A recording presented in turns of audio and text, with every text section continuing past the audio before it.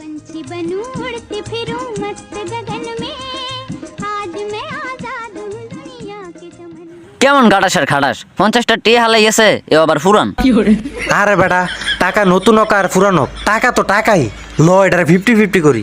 আরে মিয়া পাইছি 50 টিয়া, এটা আবার 50-50 করাম কেমনে? আরে 50-50 মানে 25-25 ভাগ কর। তুই 25 টাকা, আমি 25 টাকা। 25 টাকা করে হইলে এটা ফুসতো না, এটা নিলে যে কোনো একজনে নিতে হইব।